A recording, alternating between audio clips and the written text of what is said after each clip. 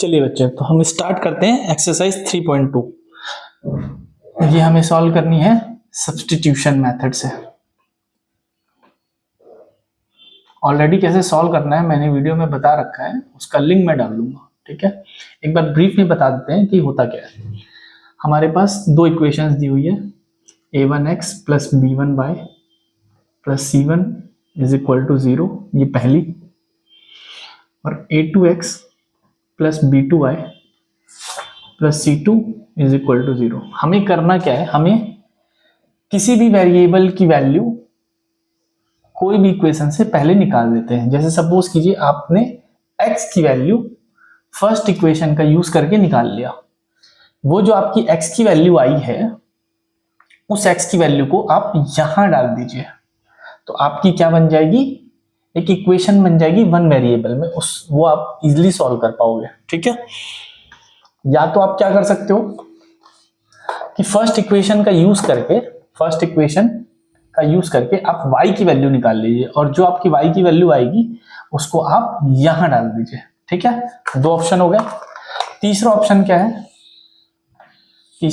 है कि आप x की वैल्यू सेकेंड इक्वेशन यूज कीजिए और वहां से निकाल लीजिए, और जो x की वैल्यू आएगी उसको आप फर्स्ट वाली इक्वेशन के x में डाल दीजिए। ठीक है, तीसरा ऑप्शन। चौथा ऑप्शन क्या हो सकता है कि हम y की वैल्यू सेकेंड इक्वेशन से निकालें और जो भी y की वैल्यू आएगी वो हम इस वाली y में डाल दें। ठीक है, तो हमारे पास चार ऑप्शन है ये सब्स्टिट्यूशन करने के। अब एग्जांपल करेंगे तो और ज्यादा समझ में आएगा। ठीक है, चलिए, मैंने ऑलरेडी डिटेल में सारी चीजें बता रखी है अपने वीडियो में। तो हमारे पास फर्स्ट है x plus y is equal to 14 and x minus y is equal to 4। ठीक है, ये हमारी फर्स्ट इक्वेशन है, ये हमारी सेकेंड इक्वेशन है। ठीक है, फर्स्ट इक्वेशन से हम x की वैल्यू निकाल लेंगे, तो फर्स्ट इक्वेशन का यूज करके अगर हम निकालेंगे तो हमारे पास क्या आ जाएगा, 14 माइनस वाई। ये x की वैल्यू जो आई है हमारे पास 14 माइनस वाई, ये हम यहाँ रख देंगे। ठीक है, तो हमें क्या मिल जाएगा, 14 minus y is equal to 4। यहाँ से आ जाएगी 14 minus 2y is equal to 4। 2y की वैल्यू क्या मिल जाएगी, 10 मिल जाएगी, y की वैल्यू हमें यहाँ से 5 मिल जाएगी।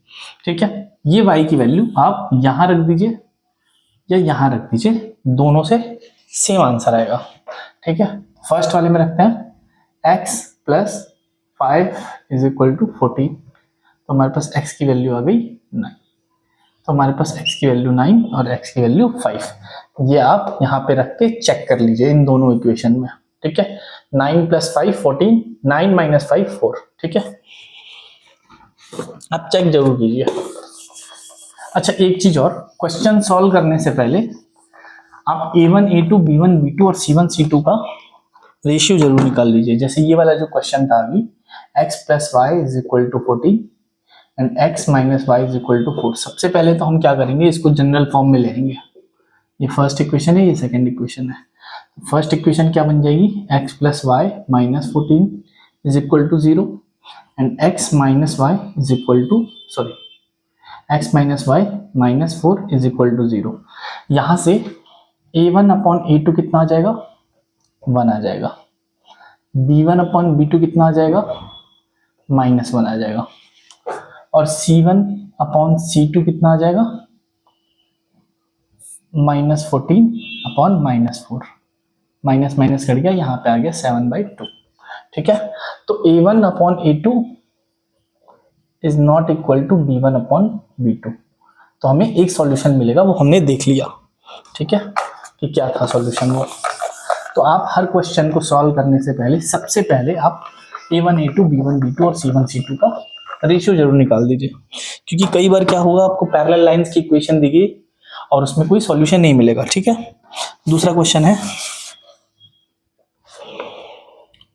s minus t is equal to 3 and s upon 3 plus t by 2 is equal to 6, ठीक है।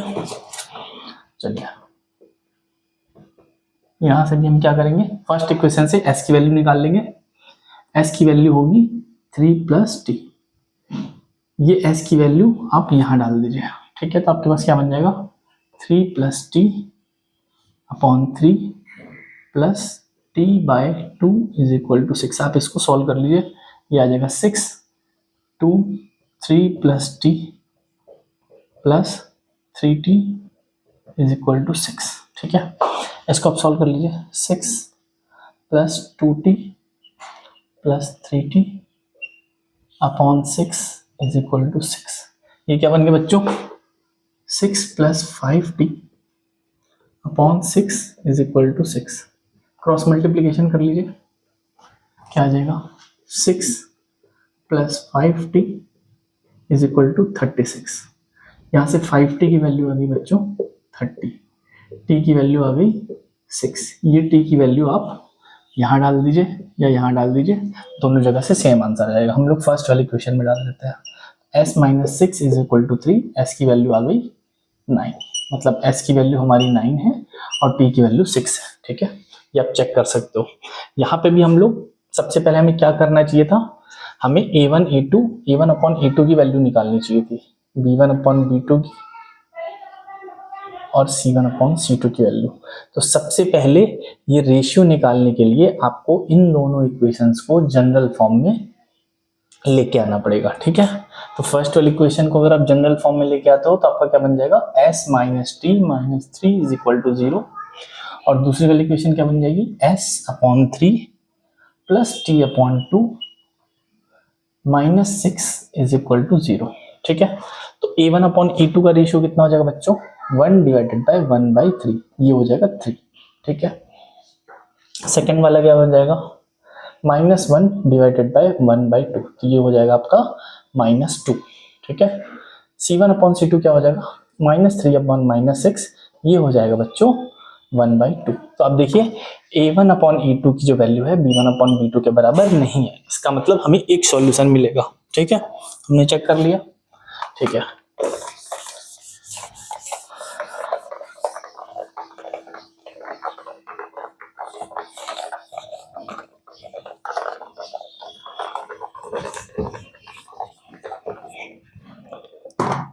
तीसरा क्वेश्चन देख लेते हैं। 3x - y is equal to 3, 9x - 3y is equal to 9। सबसे पहले हम यहाँ पे रेशियो निकाल के ही देख लेते हैं, ठीक है। तो हमें क्या मिल जाएगा, फर्स्ट वाले इक्वेशन का अगर करेंगे, फर्स्ट वाले को अगर जनरल फॉर्म में करेंगे तो क्या बन जाएगा, 3x - y - 3 is equal to 0, ये फर्स्ट इक्वेशन है। और सेकेंड इक्वेशन क्या है, 9x - 3y -9 is equal to 0, ये this is our second equation, ठीक है। अब a1 अपॉन a2 का रेशियो क्या हो जाएगा, a1 अपॉन a2 का ratio 3/9 which is 1/3। b1 upon b2 का रेशियो बच्चों -1 अपॉन -3, ये हो जाएगा 1/3। c1 अपॉन c2 का रेशियो बच्चों ये भी -3 अपॉन -9 हो जाएगा, तो ये भी 1/3 हो जाएगा। इसका मतलब a1 upon a2 is equal to b1 upon b2 is equal to c1 upon c2 है। इसका मतलब ये जो लाइंस दी हुई है ये हमारी कोइंसिडेंट लाइंस है। कोइंसिडेंट लाइंस मतलब ये लाइंस एक दूसरे के ऊपर लाई कर रही है, ठीक है। इसका मतलब जो भी सॉल्यूशन आप इस लाइन का निकालोगे, ठीक है, वही सॉल्यूशन ये लाइन को भी सेटिस्फाई कर जाएगा। इसका मतलब जैसे सपोज कीजिए ये फर्स्ट लाइन है, जो दूसरी वाली लाइन होगी वो भी इसी लाइन के ऊपर लाई करेगी, ठीक है। ये लाइन 1 है और ये ही लाइन 2 है, तो इसमें कॉमन पॉइंट्स देखिए, सारे ही कॉमन पॉइंट्स हैं, सारे ही कॉमन पॉइंट्स हैं, तो ये सारे ही इस पेयर ऑफ लीनियर इक्वेशन के सॉल्यूशन होंगे, ठीक है। पेयर ऑफ लीनियर इक्वेशन का सॉल्यूशन का मतलब हमें दो लाइंस के कॉमन सॉल्यूशन देखने हैं, दो लाइंस के कॉमन पॉइंट देखने हैं, ठीक है। तो ये हमारे सारे कॉमन सॉल्यूशन है, ठीक है, ठीक है। अगर आपसे बोला जाए कि इसका एक सॉल्यूशन बताइए, केवल एक सॉल्यूशन बताइए, तो आप क्या करोगे, इस लाइन का या इस लाइन का एक सॉल्यूशन निकाल लो। सॉल्यूशन क्या होता है कि कौन से पॉइंट इस लाइन के ऊपर लाई करेंगे। 3x minus y is equal to 3 पे कौन सा पॉइंट लाई करेगा बच्चों, आप x की वैल्यू 0 डालो, आपको y मिल जाएगा। वही x कॉमा वाई जो होगा वो इस लाइन के ऊपर लाई करेगा। x की वैल्यू 0 डालोगे तो आपको y की वैल्यू -3 मिल जाएगी। ठीक है, इसका मतलब 0 कॉमा -3 ये इस लाइन के ऊपर लाई करेगा।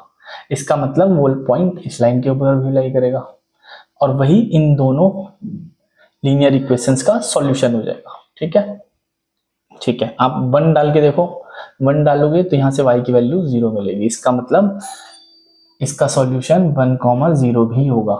ठीक है, ये कोइंसिडेंट लाइंस है।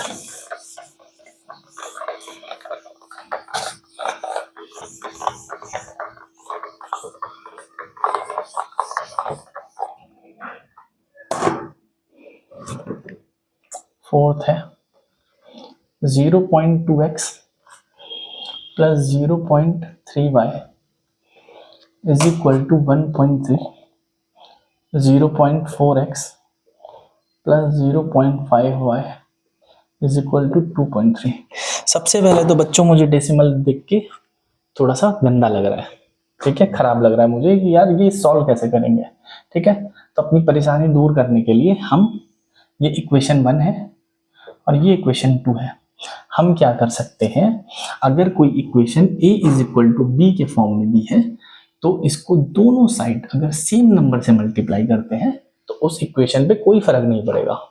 ठीक है, जैसे a is equal to b को अगर मैंने 10 इधर भी मल्टीप्लाई कर दिया, 10 इधर भी मल्टीप्लाई कर दिया, तो ये क्या बन गया, 10a is equal to 10b। इस इक्वेशन के ऊपर कोई फर्क नहीं पड़ेगा, जो हमारा सॉल्यूशन यहां से आएगा या जो हमारा सॉल्यूशन यहां से आता वही सॉल्यूशन हमारा इस इक्वेशन से भी मिल जाएगा।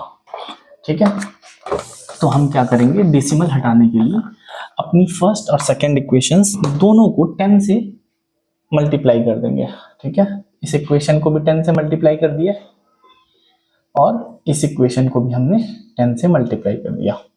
ठीक है, तो फर्स्ट इक्वेशन क्या बन जाएगी, फर्स्ट इक्वेशन बन जाएगी 2x plus 3y is equal to 13। ये हमारी फर्स्ट इक्वेशन है। सेकेंड इक्वेशन क्या है, 4x plus 5y is equal to 23। ये हमारी सेकेंड इक्वेशन है। अब थोड़ा अच्छा दिख रहा है। ठीक है, अब सॉल्व करने से पहले हम इसका a1 a2 b1 b2 और c1 c2 का रेशियो निकाल लेते हैं। a1 upon a2, b1 upon b2 और c1 अपॉन c2। तो उसको निकालने के लिए सबसे पहले हमें जनरल फॉर्म में कन्वर्ट करना है। 2x plus 3y minus 13 is equal to 0, ये हमारी फर्स्ट इक्वेशन है। 4x plus 5y minus 23 is equal to 0, ये हमारी सेकेंड इक्वेशन है। ठीक है बच्चों, ठीक है, यहां से हम देख सकते हैं a1 अपॉन a2 की वैल्यू 2/4 या 1/2।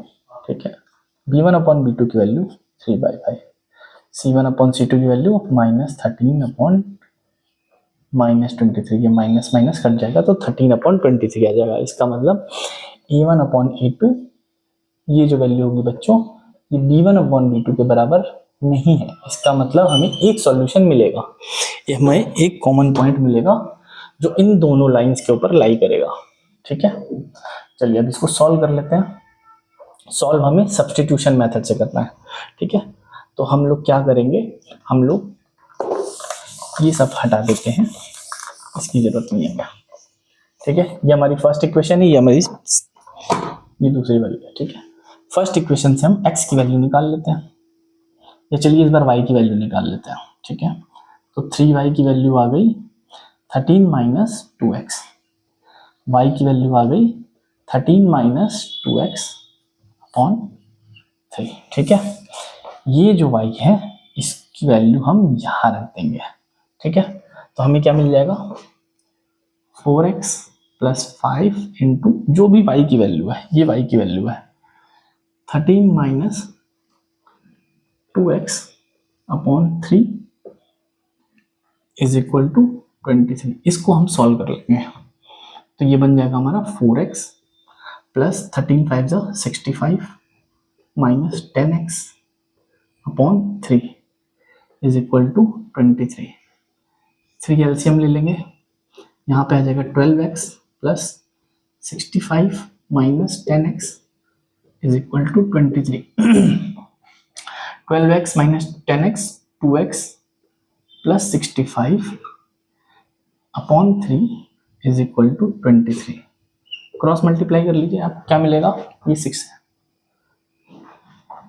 आपको मिल जाएगा 2x plus 65 is equal to 69। तो यहाँ से 2x की वैल्यू बच्चों मिल गई आपको 4, x की वैल्यू मिल गई 2, ये 2 की वैल्यू मिल गई आपको। अब आपको क्या करना है, आपको यहाँ रख लीजिए x की वैल्यू, या इस वाली इक्वेशन में रख लीजिए, आपको y की वैल्यू मिल जाएगी। सेकेंड इक्वेशन में रख के देखते हैं, तो 4 इंटू एक्स मतलब 4 into 2 plus 5y is equal to 23 है। 4 टू जा 8, 5y की वैल्यू 23 माइनस 8, 23 माइनस 8 बच्चों 15, तो y की वैल्यू हमें मिल गई 3। इसका मतलब हमारा x is equal to 2 and y is equal to 3 is our solution.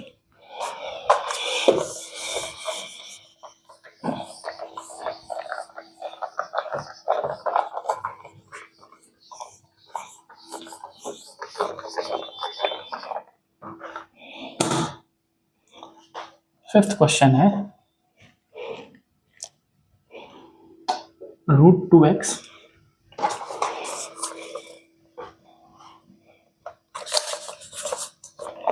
Plus √3y is equal to 0. This is our first equation, and second equation is √3x minus √8y is equal to 0. ये already ax plus by plus c के form में दी हुई है दोनों equation, ठीक है। तो सबसे पहले हम a1 upon a2 b1 upon b2, ठीक है, का रेशियो निकाल लेते हैं, ठीक है। तो a1 अपॉन a2 का रेशियो क्या हो जाएगा, √2 अपॉन √3, b1 अपॉन b2 का ratio √3 upon minus √8। a1 upon a2 is not equal to b1 upon b2। इसका मतलब ये हो गया कि ये दोनों लाइंस एक जगह इंटरसेक्ट करेगी, ठीक है, एक जगह इंटरसेक्ट करेगी, वो जगह कहाँ पे है वो हमें देखना है बस। बच्चों सॉल्व करने से पहले मैं आपको एक चीज बता दूं कि कोई भी लीनियर इक्वेशन जब आप लिखते हो तो ax plus by plus c is equal to 0 के फॉर्म में लिखते हो, ठीक है। अब जिस लीनियर इक्वेशन में c की वैल्यू 0 होती है, c की वैल्यू 0 हो सकती है, कुछ भी हो सकता है, c रियल नंबर हो सकता है, c की वैल्यू 1 2 3 4 1/2 1/3 कुछ भी हो सकती है, c की वैल्यू 0 भी हो सकती है।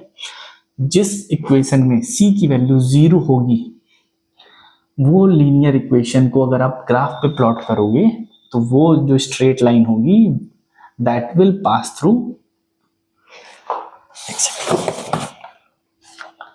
that straight line will pass through बच्चों origin। वो स्ट्रेट लाइन ओरिजिन से पास करेगी हमेशा, ठीक है। जैसे सपोज किया 2x plus 3y is equal to 0, ये जो स्ट्रेट लाइन है ये ओरिजिन से पास करेगी, ठीक है, क्योंकि c की वैल्यू 0 है। 3x minus 2y is equal to 0, ये भी ओरिजिन से पास करेगी।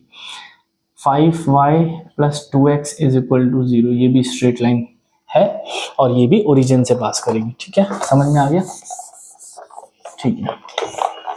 तो हमारे क्वेश्चन में देखिए दोनों लीनियर इक्वेशन जो है वहां पे c की वैल्यू 0 है, इसका मतलब ये दोनों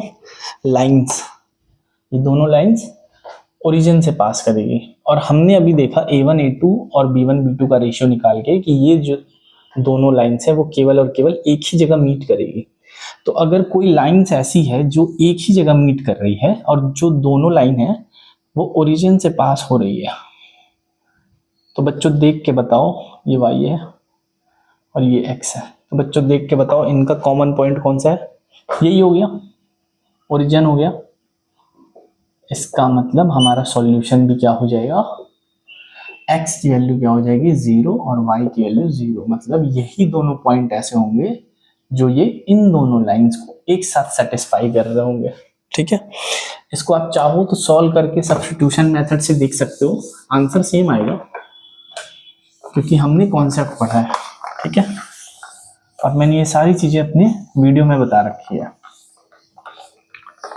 ठीक है, ये एक स्ट्रेट लाइन जो होती है वो कैसी दिखती है, तो आपको अगर अच्छे से पढ़ना है स्ट्रेट लाइन के बारे में तो मैंने बता रखा है अपने वीडियो में। ठीक है, आगे चलते हैं, सब्स्टिट्यूशन मेथड से इसको करने की कोशिश करते हैं।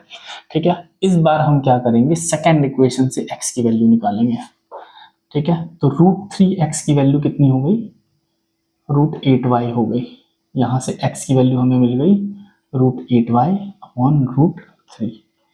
ये जो x की वैल्यू है, ये जो x की वैल्यू है इसे हम यहाँ डाल देंगे, तो हमारे पास क्या आ गया, √2 इंटू x की वैल्यू क्या है, √8 इंटू वाई अपॉन, ये इंटू है multiply, √3 plus √3y is equal to 0। ठीक है, √2 इंटू √8 √16, और √16 की वैल्यू बच्चों कितनी होती है, 4 होती है। तो ये 4y upon √3 plus √3y is equal to 0। ठीक है, आप √3 एलसीएम ले लो।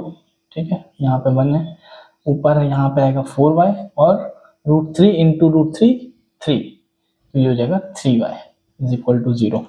ये बन गया बच्चों हमारे पास 7y upon √3 is equal to 0।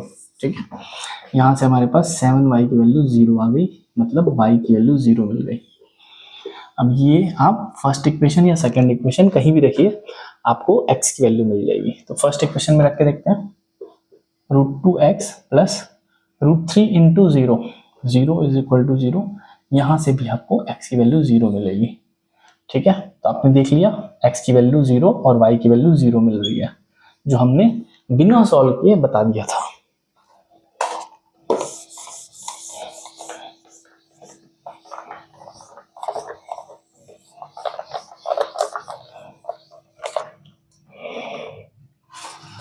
ठीक है, फर्स्ट का लास्ट देखते हैं, फर्स्ट क्वेश्चन का last question, 3x upon 2 minus 5y upon 3 is equal to -2। This is our first equation. Second equation है x upon 3 plus y upon 2 is equal to 13 upon 6। ठीक है, अब हमें फ्रैक्शन से भी थोड़ी सी दिक्कत है, जैसे हमें डेसिमल से दिक्कत हो रही थी वैसे ही हमें फ्रैक्शन से भी थोड़ी सी दिक्कत हो रही है। ठीक है, हम चाहते हैं थोड़ा सा हमारा इक्वेशन जो है वो नीट एंड क्लीन दिखे। ठीक है, तो इसके लिए हम थोड़ा सा सिंप्लीफाई कर लेते हैं इक्वेशन 1 को भी और इक्वेशन 2 को भी। इक्वेशन 1 को जब सिंप्लीफाई करेंगे तो हमारे पास क्या आ जाएगा, दिस इज 6, तो ये हो जाएगा 9x minus 10y is equal to -2। ठीक है, फर्स्ट इक्वेशन, ये वाली फर्स्ट इक्वेशन से लिया हमने। ठीक है, तो ये क्या हो जाएगा, इसको आप क्रॉस मल्टीप्लाई करो, 9x minus 10y is equal to -72। ठीक है, सॉरी ये -2 है, तो ये हो जाएगा -12। ठीक है, तो this is our first equation. ठीक है, इसको आप जनरल फॉर्म में लिखोगे तो ये क्या बन जाएगी, 9x minus 10y plus 12 is equal to 0। ठीक है, this is our first equation. ठीक है, जस्ट इसको हमने ऐसा कर लिया है। ठीक है, कोई चेंज नहीं किया हमने इक्वेशन में। फिर सेकंड इक्वेशन को अगर आप सिंप्लीफाई करोगे थोड़ा सा, तो यहाँ पे भी 6 आ जाएगा, ये देख लो बच्चों। ठीक है, यहाँ पे आ जाएगा 2x plus 3y is equal to 13 upon 6। ये 6 से 6 कट गया। ठीक है, क्यों कट गया, a upon b is equal to c upon b लिखा है, तो ये आप b से b काट सकते हो। ठीक है, इसलिए हमने काट दिया, तो ये बन गया 2x plus 3y minus 13 is equal to 0। ये हमारी सेकेंड इक्वेशन है। ठीक है, यहाँ पे सबसे पहले हम a1 a2 का रेशियो निकाल लेंगे, क्या हो जाएगा 9/2।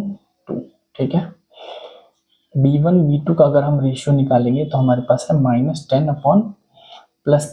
ठीक है, 9/2 और -10/3 ये दोनों इक्वल नहीं है, इसका मतलब हमें एक सॉल्यूशन मिलेगा। a1 upon a2 is not equal to b1 upon b2। ठीक है, हमें एक सॉल्यूशन मिलेगा ही मिलेगा। अब वो सॉल्यूशन क्या है वो करके देख लेते हैं। तो हम क्या करेंगे, ये वाली इक्वेशन हटा देंगे। ठीक है, इसकी जगह हम ये वाली इक्वेशन का यूज करेंगे। ठीक है, तो हमारे पास कौन कौन सी इक्वेशन आ गई, इसको ऊपर लिख लेते हैं। 9x minus 10y plus 12 is equal to 0, this is our first equation. 2x plus 3y minus 13 is equal to 0, this is our second equation. ठीक है, हम क्या करेंगे, 2x की वैल्यू या x की वैल्यू निकाल लेंगे सेकेंड इक्वेशन से। तो 2x की वैल्यू क्या आ जाएगी, 13 माइनस 3y, x की वैल्यू आ जाएगी 13 माइनस 3y अपॉन 2। ये x की वैल्यू हम यहाँ डाल दो, आपके पास क्या बन जाएगा, 9 into 13 minus 3y upon 2 minus 10y plus 12 is equal to 0। ठीक है, 13 9 जा 117 minus 27y upon 2 minus 10y plus 12 is equal to 0। आप 2 एलसीएम ले लो, तो ये क्या बन गया, 117 minus 27y minus 20y plus 24 is equal to 0। ठीक है, यहाँ से आपके पास हो गया, ये आप क्रॉस मल्टीप्लाई फिर से कर लो, तो आपके पास 117 minus 47y plus 24 is equal to, ये 2 इंटू 0 0। ठीक है, यहाँ से आपके पास आ गया 141 इज इक्वल टू 47y, मतलब हमारे पास y की वैल्यू क्या आ गई, 141 डिवाइडेड बाय 47। अब काटोगे 3 मिलेगा। ठीक है, ये y की वैल्यू आप किसी भी इक्वेशन में डालो, ठीक है, आपको वैल्यू मिल जाएगी। ठीक है, आप यहाँ डाल दो, आप ये यहाँ डाल दो। हम सेकंड इक्वेशन में डाल के देखते हैं, क्योंकि थोड़ा सा छोटे नंबर्स हैं, थोड़े से जो x का कोफिशिएंट है वो छोटा है, तो हमें कम मल्टीप्लाई करना पड़ेगा। तो 2x प्लस 3y, 3y मतलब 3 into 3 9 minus 13 is equal to 0। तो 2x minus 4 is equal to 0। x की वैल्यू बच्चों यहाँ से 2 आ जाएगी। तो हमारा सॉल्यूशन क्या हो गया, 2 और 3, x की वैल्यू 2, y की वैल्यू 3। ठीक है,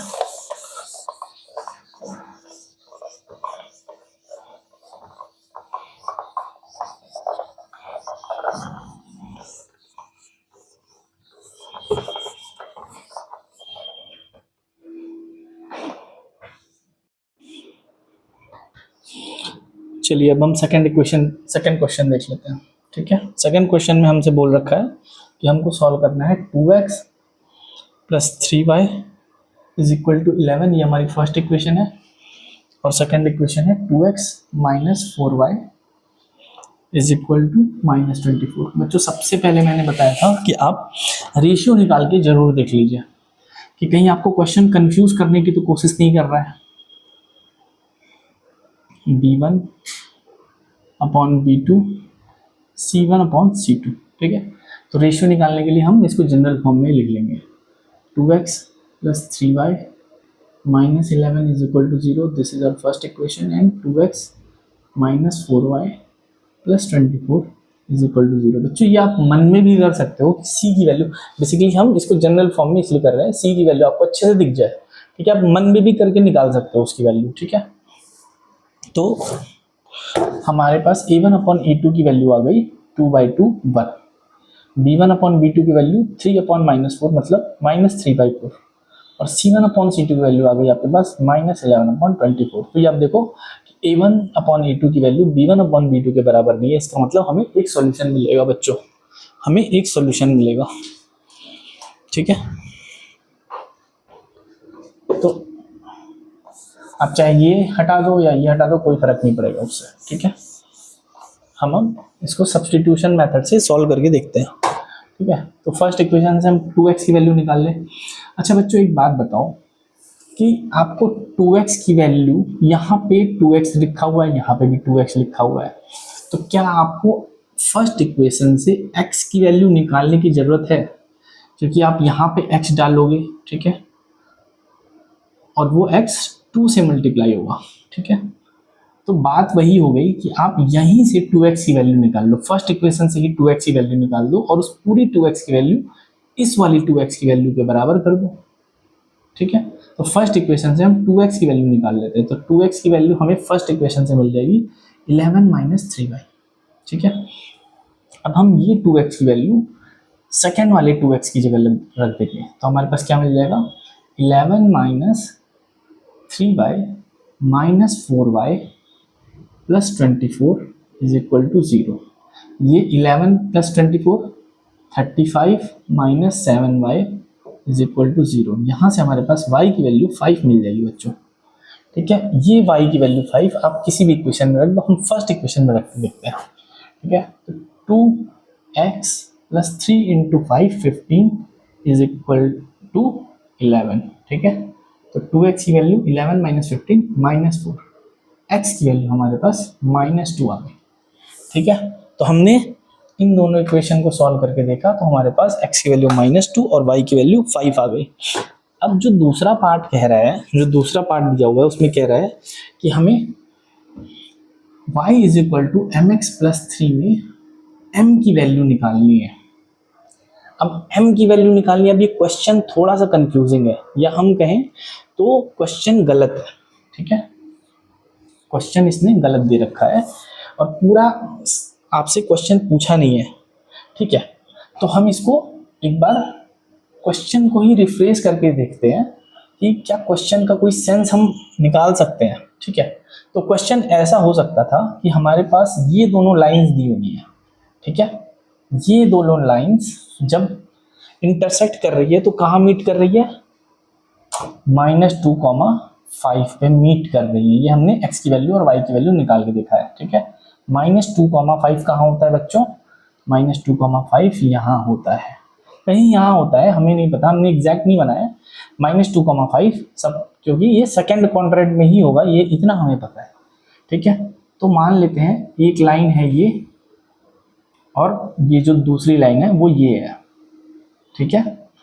अभी हमसे नहीं मतलब है कि हम क्या एग्जैक्ट एकदम लाइन सही बना रहे हैं कि नहीं बना रहे हैं, हमें जस्ट क्वेश्चन का सेंस समझना है कि क्वेश्चन का मतलब क्या है। तो ये वाली मान लेते हैं ये लाइन 1 है एंड ये वाली लाइन 2 है, ठीक है। ये मीट कहाँ पे कर रही है, ये इस पॉइंट पे कर रही है और इसका कोऑर्डिनेट हमें पता है -2,5 है।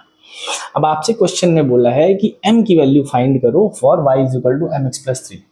हो सकता है क्वेश्चन हमसे ये पूछना चाह रहा है कि एक तीसरी लाइन है जो इसी पॉइंट से पास कर रही है, ये थर्ड लाइन है, ये थर्ड लाइन है और इसकी इक्वेशन दे रखी है y is equal to mx plus 3। ये भी बच्चों एक लीनियर इक्वेशन की फॉर्म में दिया हुआ है, इसका मतलब ये भी स्ट्रेट लाइन बनेगी। तो ये जो स्ट्रेट लाइन बन रही है ये भी अगर इस पॉइंट से पास करे, -2,5 से पास करे, तो ये जो पॉइंट है -2,5 ये भी इस लाइन की इक्वेशन भी सेटिस्फाई करेगा। मतलब अगर y की वैल्यू अगर हम 5 रख दें और x की वैल्यू -2 रख दें तो ये इक्वेशन सही होनी चाहिए, ठीक है। तो हम रखेंगे, इसको सॉल्व करेंगे तो क्या बन जाएगा, 5 is equal to -2m plus 3। बच्चों इसको आप सॉल्व करोगे तो यहाँ से 2m की वैल्यू -2 या m की वैल्यू -1 आ जाएगी। तो ये क्वेश्चन का मतलब हो सकता है, ठीक है, ठीक है।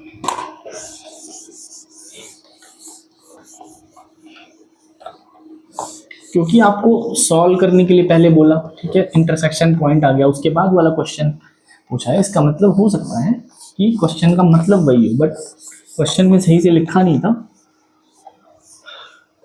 इसलिए थोड़ी सी कंफ्यूजन थी, ठीक है। अब हमें करने हैं वर्ड प्रॉब्लम। ये थर्ड क्वेश्चन में सारे वर्ड प्रॉब्लम है, ठीक है। बेसिकली आपको बनाना पेयर ऑफ लीनियर इक्वेशन ही है, बट वो वर्ड के फॉर्म में दिया हुआ है, ना कि डायरेक्टली आपको बना के दिया हुआ है लीनियर इक्वेशन, ठीक है। पहले आपको क्वेश्चन को समझना है, फिर आपको लीनियर इक्वेशंस 2 लिखनी है और फिर आपको उसको सॉल्व करना है, ठीक है। तो थर्ड क्वेश्चन का पहला क्वेश्चन देखते हैं। उसमें ये कह रहा है कि दो नंबर्स है हमारे पास और उन दोनों नंबर्स का जो डिफरेंस है वो 26 है, ठीक है, और एक नंबर दूसरे नंबर से 3 गुना बड़ा है। तो बेसिकली हमारे पास दो नंबर्स हैं, ठीक है, नंबर 1 और नंबर 2। हमें दोनों नंबर्स नहीं पता है, तो इसलिए हम क्या करेंगे, एक को x और एक को y मान लेंगे, ठीक है। अब हमें दो इंफॉर्मेशन दी है। इंफॉर्मेशन 1 क्या दी है, हमें इंफॉर्मेशन 1 दी है कि दोनों नंबर्स का जो डिफरेंस है वो 26, ठीक है। तो हम ये मान लेते हैं कि ये वाला जो हमारा नंबर है वो बड़ा नंबर है, this is our bigger number, ठीक है, और ये हमारा जो है वो स्मॉलर नंबर है। तो बच्चों बताओ हम इक्वेशन क्या लिखें, अगर डिफरेंस x और y का 26 है तो हम x minus y is equal to 26 लिखें या y minus x is equal to 26 लिखें। बच्चों ये गलत है क्योंकि बड़ा नंबर ये है, ठीक है, तो इसलिए मैंने बोला कि हमें अपने दिमाग में रखना होगा कि x जो है वो बड़ा नंबर है, ठीक है। एक इक्वेशन हमारे पास ये बन गई, x minus y is equal to 26, ठीक है, ये लीनियर इक्वेशन है। आप देखोगे ax plus b y plus c is equal to 0 के फॉर्म में ये बन रहा है, तो ये लीनियर इक्वेशन है, ठीक है। सेकेंड इन्फॉर्मेशन हमारे पास क्या दी है कि एक नंबर दूसरे नंबर से 3 गुना बड़ा है। अब बड़ा तो क्योंकि ये है तो यही 3 गुना इससे बड़ा हो सकता है, इसका मतलब x is equal to 3y, ये हमारी सेकेंड इक्वेशन हो गई, ठीक है। अब इसको भी हम पहले तो जनरल फॉर्म में लिख लेते हैं, x minus y minus 26 is equal to 0 and x minus 3y is equal to 0। a1 upon a2 निकालेंगे तो बच्चों कितना आएगा, 1 आएगा। b1 अपॉन b2 निकालेंगे बच्चों तो कितना आएगा, -1 अपॉन -3 आएगा, ठीक है, जो कि 1 अपॉन 3 हो गया, ठीक है। इसका मतलब a1 upon a2 is not equal to b1 upon b2। इसका मतलब ये दोनों लाइंस एक जगह इंटरसेक्ट करेगी, ठीक है। वो देख लेते हैं इंटरसेक्शन पॉइंट कौन सा है, इंटरसेक्शन पॉइंट देख लेते हैं। सब्स्टिट्यूशन मेथड से हमें करना है, सॉल्व करना है इसे। यहाँ पे x की वैल्यू 3y ऑलरेडी निकल चुकी है, सिंपली हमें क्या करना है, यहाँ पे रख देना है x की वैल्यू 3y। तो हमारे पास क्या बन जाएगा, 3y minus y is equal to 26, 2y is equal to 26, y की वैल्यू बच्चों 13। इसका मतलब हमारा जो छोटा नंबर है वो 13 है। हमने कहा था जो बड़ा नंबर है वो छोटे वाले नंबर का 3 गुना है, तो x की वैल्यू कितनी हो गई, 3 इंटू 13 मतलब 39, ठीक है। ये हमारा हो गया क्वेश्चन सॉल्व,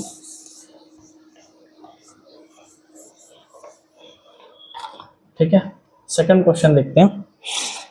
सेकंड क्वेश्चन कह रहा है सप्लीमेंट्री एंगल्स के बारे में। बच्चों क्वेश्चन सॉल्व करने से पहले आपको बार बार, शायद हो सकता है इस एक्सरसाइज में नहीं, सप्लीमेंट्री एंगल और कॉम्प्लीमेंट्री एंगल्स के बारे में क्वेश्चंस पूछे जाते हैं, ठीक है, ठीक है। तो एक बार समझ लो सप्लीमेंट्री एंगल क्या है, कॉम्प्लीमेंट्री एंगल क्या है। अगर दो एंगल्स का सम 180 है, सम ऑफ टू एंगल्स 180, तो इन दोनों एंगल्स को बोलेंगे दे आर सप्लीमेंट्री एंगल्स, ठीक है। अगर दो एंगल्स हैं, सपोज करो x और y, x प्लस वाई का सम 180 है, ठीक है।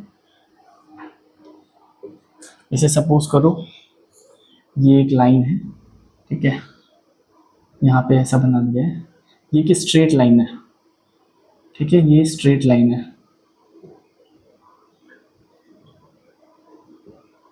ए बी जो है वो स्ट्रेट लाइन है, ठीक है। ये x डिग्री है और ये y डिग्री है, तो हमें पता है इनका सम 180 होगा, तो हम बोलेंगे कि x और y सप्लीमेंट्री एंगल है, ठीक है। वैसे ही कॉम्प्लीमेंट्री एंगल होता है, सपोज दिस इज 90 डिग्री, ठीक है, ये 90 डिग्री है और यहाँ पे आपने एक लाइन खींच दी, ठीक है, ये एंगल x डिग्री है, तो जो बाकी बचा हुआ एंगल होगा वो 90 माइनस एक्स होगा, या सपोज करो इसको हमने बोला ये y डिग्री है, तो बच्चों बताओ x प्लस वाई का सम कितना होगा, वो होगा 90 डिग्री, ठीक है। ये हमारा कॉम्प्लीमेंट्री एंगल होते हैं, ये हमारे सप्लीमेंट्री एंगल होते हैं। ठीक है, अब हम अपने क्वेश्चन पे आ जाते हैं। कह रहा है कि हमारे पास सप्लीमेंट्री एंगल है। ठीक है, सप्लीमेंट्री एंगल्स हैं।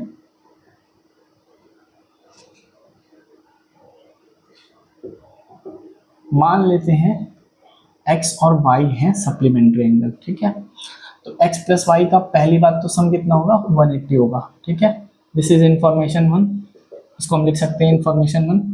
इंफॉर्मेशन और क्या दी हुई है, इंफॉर्मेशन 2 क्या दी हुई है, कह रहे हैं कि जो बड़ा वाला सप्लीमेंट्री एंगल है वो छोटे वाले सप्लीमेंट्री एंगल से 18 डिग्रीज बड़ा है। तो मान लेते हैं ये बड़ा है, x बड़ा है, आप कुछ भी मान लीजिए, y मान लीजिए आप बड़ा है, बिगर एंगल x को मान लेते हैं। ठीक है, x को बिगर एंगल मान लेते हैं, तो x माइनस वाई की वैल्यू बच्चों कितनी हो जाएगी, 18 डिग्री हो जाएगी। ठीक है, सिंपली हम 18 लिख रहे हैं। ये फर्स्ट इक्वेशन है, ये सेकेंड इक्वेशन है। ठीक है, अब आप चाहो तो इसको भी आप a1 a2 b1 b2 का रेशियो निकाल सकते हो। तो a1 a2 और b1 b2 का अगर आप रेशियो निकालोगे तो आपके पास a1 अपॉन a2 की वैल्यू 1 आएगी और b1 अपॉन b2 की वैल्यू बच्चों -1 आएगी। इसका मतलब हमें सॉल्यूशन तो मिलेगा, हमें एक सॉल्यूशन मिलेगा। ठीक है, तो अब हम क्या करते हैं, सेकेंड इक्वेशन का यूज करके x की वैल्यू निकाल लेते हैं। x की वैल्यू क्या आ जाएगी, 18 प्लस वाई। ये जो वैल्यू है इसको यहाँ रख देंगे, तो ये क्या बन जाएगा, 18 plus y is equal to 180। ठीक है, तो 2y की वैल्यू बच्चों कितनी हो जाएगी, 162, y की वैल्यू 81 डिग्री। ठीक है, अब हमने बोला था कि जो x है हमारा बिगर एंगल है। ठीक है, ये हमारा छोटा एंगल है। x की वैल्यू निकालने के लिए आप सिंपली y की वैल्यू यहाँ रख दो, तो आपके पास x की वैल्यू क्या आ जाएगी, 18 प्लस 81 99 डिग्री। ये आपके पास एंगल्स की वैल्यू निकल गई। ठीक है बच्चों,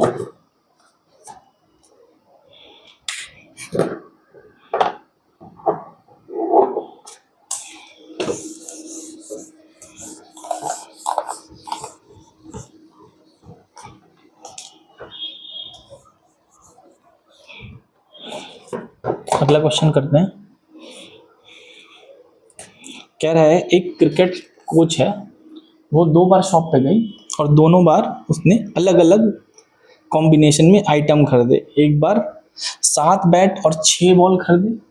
यहाँ पे बैट और बॉल ही खरीद रही है, बैट और बॉल। ठीक है, लेडी कोच 2 बार गई, 2 बार उसने अलग अलग कॉम्बिनेशन में बैट और बॉल खरीदे। ठीक है, हम मान लेते हैं कि बैट की कॉस्ट, पर बैट की कॉस्ट x है और पर बॉल की कॉस्ट y है, ₹y and ₹x। First instance में जब वो जाती है, तो वो लेडी कितना खरीदती है, 7 बैट खरीदती है। 7 बैट खरीदती है मतलब 7x बैट्स की कॉस्ट हो गई, और 6 बॉल्स खरीदती है मतलब 6y बॉल्स की कॉस्ट हो गई। ये टोटल कॉस्ट हो गई, और उसने पे किया है, कितना किया है इन टोटल के लिए, 3800। जो ये देखो लीनियर इक्वेशन इन 1 वेरिएबल है, this is our first equation. ठीक है, फिर सेकेंड इंस्टेंस में वो लेडी कोच 3 बैट मतलब 3x बैट की वैल्यू और 5 बॉल्स मतलब 5y की टोटल कॉस्ट जो आती है वो 1750 आती है। ठीक है, ये हमारे पास लीनियर इक्वेशन फिर से मिल गई।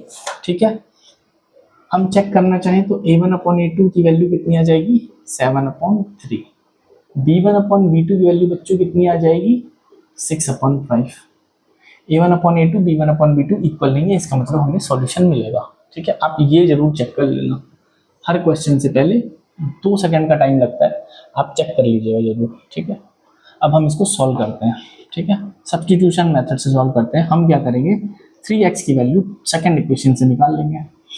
3x की वैल्यू 1750 -5y। ठीक है, x की वैल्यू बच्चों कितनी हो जाएगी 1750 माइनस 5y बाई 3, ठीक है। ये x की वैल्यू आप यहाँ रखेंगे, आपके पास क्या मिलेगा 7 into 1750 minus 5y upon 3 plus 6y is equal to 3800, ठीक है। आप इसको सॉल्व कर लीजिए, आपको y की वैल्यू मिल जाएगी। तो इसको आप सॉल्व करोगे तो 7 into 1750 minus 35y upon 3 plus 6y is equal to 3800, ठीक है। 7 इंटू 175 कितना हो जाएगा, ये हो जाएगा 12250 माइनस 35y अपॉन 3, ठीक है, plus 18y is equal to 3800, ठीक है। ये हो जाएगा बच्चों, आप क्रॉस मल्टीप्लाई करो तो हो जाएगा 12250 minus 17y is equal to 3800 into 2 into 3 11400, ठीक है। यहाँ से आपके पास 12250 minus 11400 is equal to 17y। यहाँ से बच्चों आपको मिल जाएगा 850 is equal to 17y, y की वैल्यू आ जाएगी 50। इसका मतलब एक हमने y क्या माना था, हमने y बॉल माना था, हमारे पास एक बॉल की कॉस्ट ₹50 निकल के आई है। अब आपको बैट की कॉस्ट निकालनी है तो आप ये y की वैल्यू यहाँ रख दो, ठीक है, तो आपको बैट की कॉस्ट निकल जाएगी। तो 3x प्लस 5 into 50 250 is equal to 1750। 3x की वैल्यू कितनी मिल गई 1750 माइनस 250 1500, x की वैल्यू 500, मतलब एक बैट की कॉस्ट 500 है, ठीक है।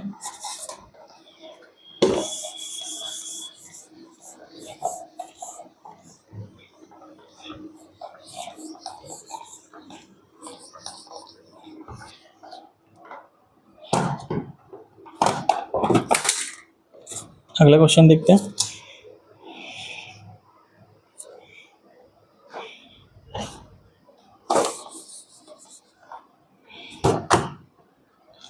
फोर्थ क्वेश्चन है बच्चों। ये क्वेश्चन करने से पहले एक बात बताओ, जब आप ओला उबर करते हो, ठीक है, तो वहाँ पे प्राइसिंग किस हिसाब से होती है? आपको कुछ आइडिया है कि प्राइसिंग कैसे होती है ओला उबर की?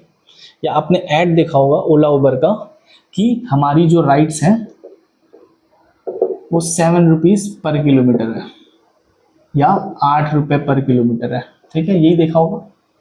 लेकिन बच्चों एक बात बताओ, अगर आपने 3 किलोमीटर के लिए कोई राइड बुक की तो क्या आपकी केवल कॉस्ट 21 रुपये आएगी या आपकी कॉस्ट केवल 24 रुपये आएगी? ठीक है, इतना कम तो आती नहीं है, ठीक है। तो क्या एडिशनल कॉस्ट क्या होती है ओला उबर में, एक बार वो समझ लेते हैं, ठीक है, कैसे ये कंपनीज वर्क करती है।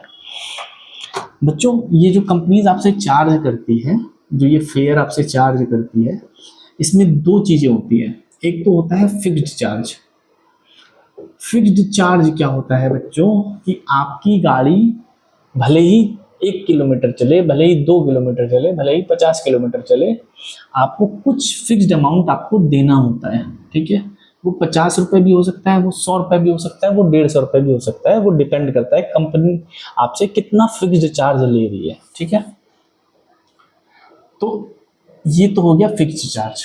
उसके बाद आता है एक वेरिएबल चार्ज होता है। ये वेरिएबल चार्ज है, इसका मतलब ये डिपेंड करेगा कि आपकी कार कितना चली है। अगर आप 10 किलोमीटर चले हो तो वो डिफरेंट होगा, अगर आप 15 किलोमीटर चले हो तो उसका चार्ज डिफरेंट होगा, ठीक है।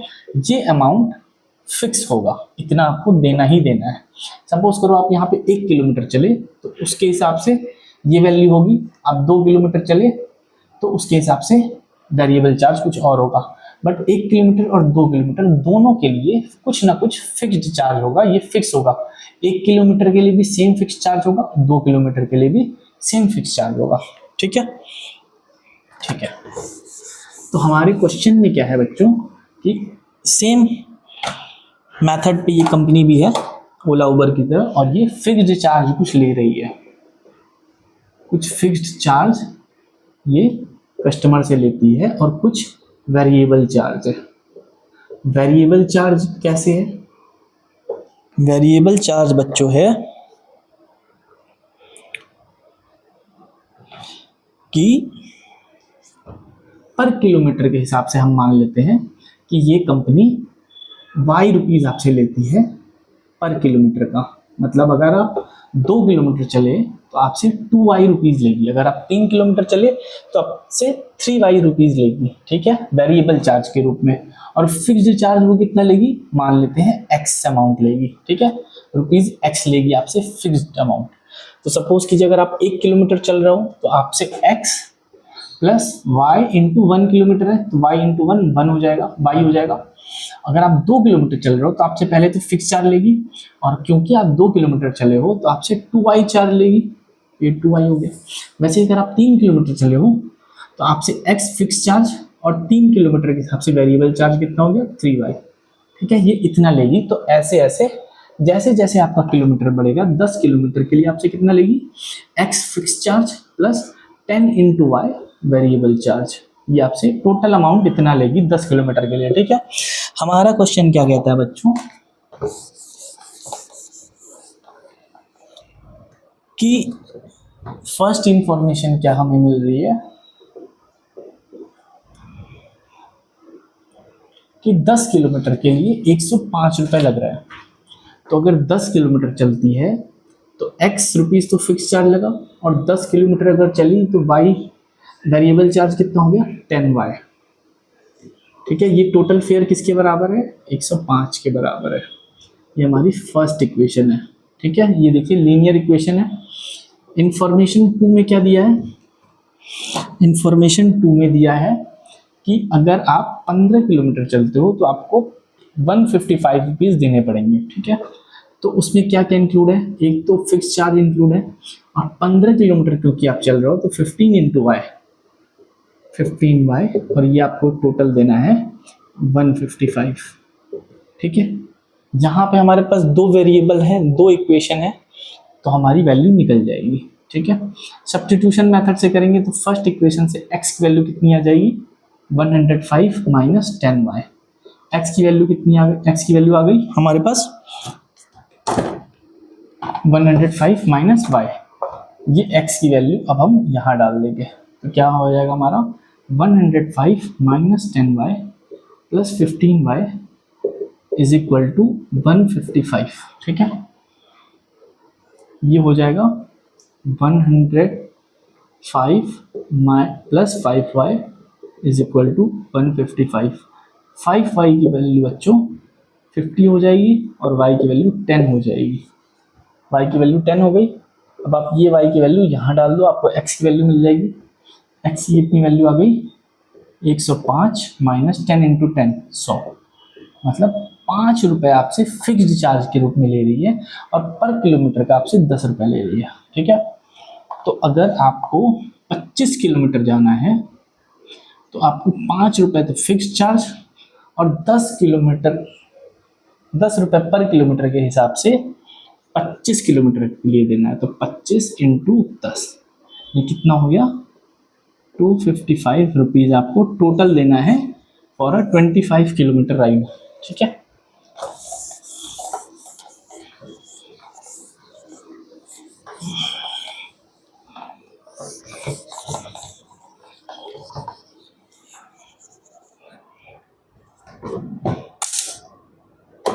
फिफ्थ क्वेश्चन कह रहा है बच्चों फ्रैक्शन के ऊपर है। ठीक है, कि एक फ्रैक्शन है, चलिए सपोज करते हैं वो फ्रैक्शन x अपॉन वाई है। Let fraction be x upon y, ये फ्रैक्शन है। कहता है बच्चों कि अगर हम इस फ्रैक्शन में न्यूमरेटर में भी 2 ऐड करें और डिनोमिनेटर में भी 2 ऐड करेंगे तो ये फ्रैक्शन कितना बन जाएगा? 9 अपॉन 11। ठीक है, तो इंफॉर्मेशन 1 हमें क्या दी है? कि अगर न्यूमरेटर में अगर हम 2 ऐड करें और डिनोमिनेटर में भी 2 ऐड करें तो हमें क्या फ्रैक्शन मिलेगा? हमें फ्रैक्शन मिलेगा 9/11। ठीक है, इसको अगर हम क्रॉस मल्टीप्लाई करके सॉल्व करते हैं तो हमारे पास क्या आएगा? 11x + 22 is equal to 9y + 18। ठीक है, इसको हम फर्दर सॉल्व करते हैं। 11x - 9y + 4 is equal to 0। This is our first equation. ठीक है, इंफॉर्मेशन 2 में बच्चों क्या दिया है कि अगर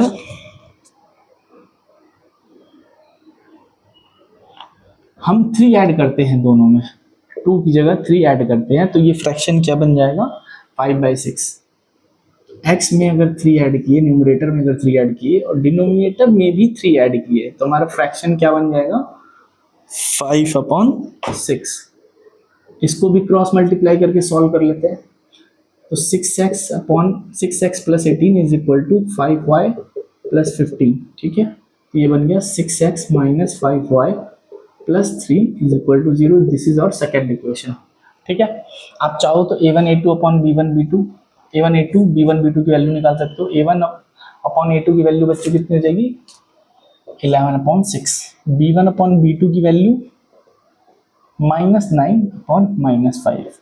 ये आप देखो a1 a2 और b1 b2 की वैल्यू इक्वल नहीं है, इसका मतलब हमें सॉल्यूशन तो मिलेगा, हमें एक x और एक y ऐसा मिलेगा जो इन दोनों इक्वेशन को एक साथ सेटिस्फाई करेगा। वो देख लेते हैं कौन सा है।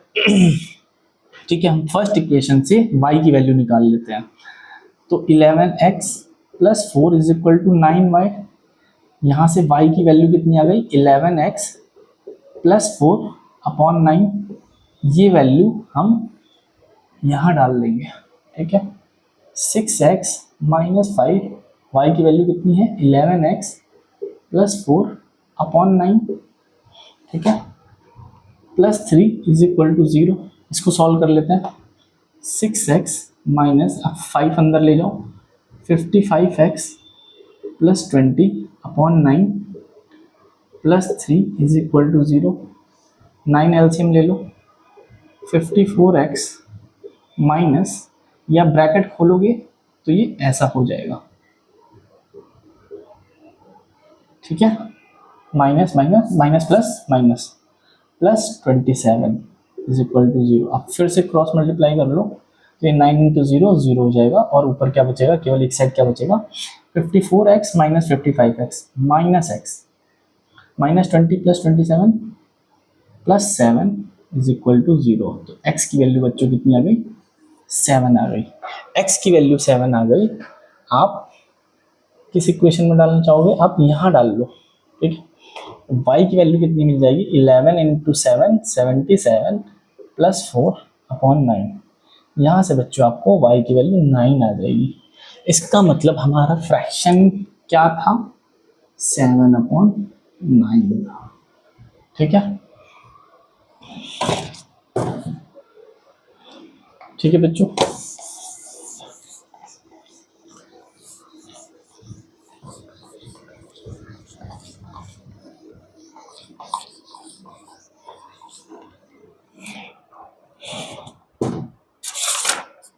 लास्ट क्वेश्चन देखते हैं बच्चों। ये एज के बारे में, एज रिलेटेड काफ़ी क्वेश्चन आते हैं। ठीक है, तो क्वेश्चन कहता है कि 2 लोग हैं, एक है जेकब और एक है उसका लड़का। ठीक है, उसका बच्चा। ठीक है, इन क्वेश्चंस के लिए सबसे पहले तो हमें प्रेजेंट एज कुछ ले लेनी है। ठीक है, प्रेजेंट एज ले लेनी है। तो प्रेजेंट एज हमें नहीं पता है तो जेकब के लिए लेते हैं x और उसके बेटे के लिए लेते हैं y। ठीक है, कहता है कि 5 साल हेंस, 5 years हेंस, हेंस का मतलब बाद में, 5 साल बाद। ठीक है, आफ्टर 5 years। बच्चों आफ्टर 5 years दोनों की एज बताओ जरा। जेकब की तो हो जाएगी x + 5 और उसके बेटे की हो जाएगी y + 5। ठीक है, कहता है कि 5 साल के बाद जेकब की age will be 3 times that of his son. मतलब जेकब की एज उसके बेटे के 3 गुना होगी। मतलब फर्स्ट इंफॉर्मेशन का अगर यूज करें तो हमारे पास क्या हो जाएगा? x + 5 is equal to 3 times his son's age after 5 year, उसकी एज क्या है 5 साल के बाद 3y + 5, ये पूरी वैल्यू है, ठीक है, उसके बेटे की 5 साल के बाद। ये फर्स्ट इक्वेशन है, इसको आप फर्दर सॉल्व कर लो। x + 5 = 3y + 15, ठीक है, यहाँ से आ जाएगा x - 3y - 10 = 0, this is our first equation, ठीक है। ये आफ्टर 5 ईयर्स वाले का रिलेशन है, ठीक है। फिर एक चीज और कहता है कि 5 ईयर्स अगो, 5 ईयर्स अगो मतलब आज की डेट से, प्रेजेंट डेट से 5 ईयर्स अगो, ठीक है। तो 5 ईयर्स अगो जेकब की एज कितनी थी x - 5, और उसके बेटे की एज कितनी होगी y - 5। बच्चों इंफॉर्मेशन 2 में कह रहा है, इंफॉर्मेशन 2 दे रहा है कि 5 साल पहले Jacob's age was 7 times that of his son, मतलब this value was 7 times of this value, x - 5 = 7 times of Jacob's son, ये हो जाएगी y - 5। इसको आप सॉल्व कर लो, x - 5 = 7y - 35, इसको आप सॉल्व करो further, x - 7y + 30 = 0, this is your second equation. अब आपको इन दोनों इक्वेशन को सॉल्व करना है, ठीक है। हम फर्स्ट इक्वेशन से x की वैल्यू निकाल लेते हैं, तो ये क्या आ जाएगी x = 3y + 10, ठीक है। ये वैल्यू आप यहाँ डाल दो, तो आपके पास क्या बन जाएगा 3y + 10 - 7y + 30 = 0, 3y - 7y - 4y + 10 + 30 + 40 = 0, 4y की वैल्यू 40, y की वैल्यू 10, मतलब उसके बेटे की एज आज के टाइम पे 10 है। तो x की वैल्यू निकाल लो, x की वैल्यू यहाँ से निकाल लो, ठीक है। y की वैल्यू 10 रख दीजिए, x - 3 × 10 30 - 10 = 0, यहाँ से x की वैल्यू 40 आ जाएगी, मतलब जेकब की प्रेजेंट एज 40 है, ठीक है।